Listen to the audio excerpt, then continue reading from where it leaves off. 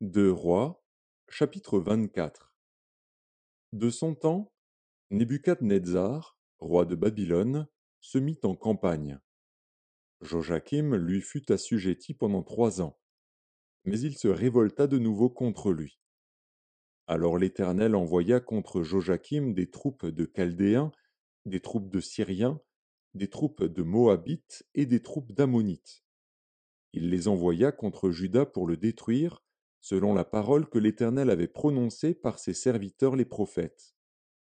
Cela arriva uniquement sur l'ordre de l'Éternel, qui voulait ôter Juda de devant sa face, à cause de tous les péchés commis par Manassé, et à cause du sang innocent qu'avait répandu Manassé et dont il avait rempli Jérusalem.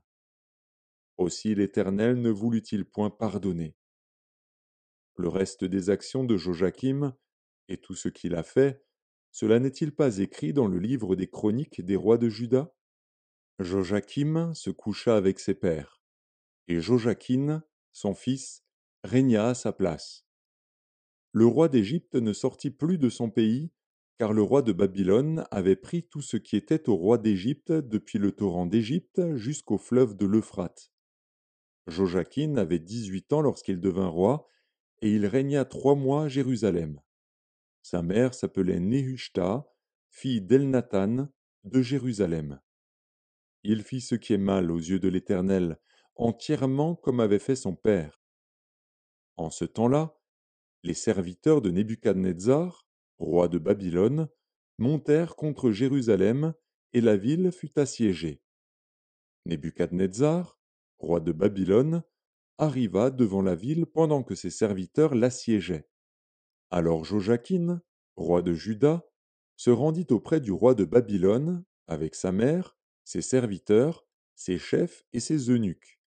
Et le roi de Babylone le fit prisonnier la 8e année de son règne. Il tira de là tous les trésors de la maison de l'Éternel et les trésors de la maison du roi. Et il brisa tous les ustensiles d'or que Salomon, roi d'Israël, avait fait dans le temple de l'Éternel, comme l'Éternel l'avait prononcé.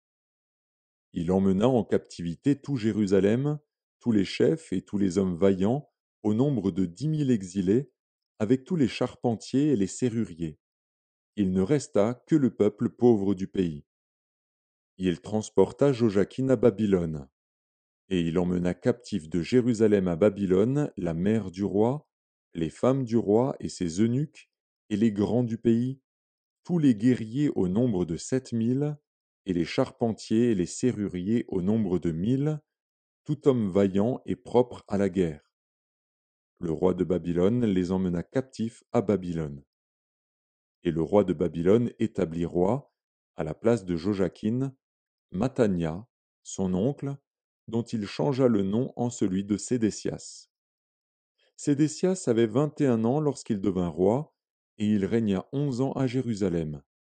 Sa mère s'appelait Hamutal, fille de Jérémie, de Libna.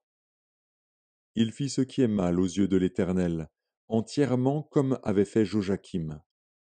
Et cela arriva à cause de la colère de l'Éternel contre Jérusalem et contre Juda, qu'il voulait rejeter de devant sa face.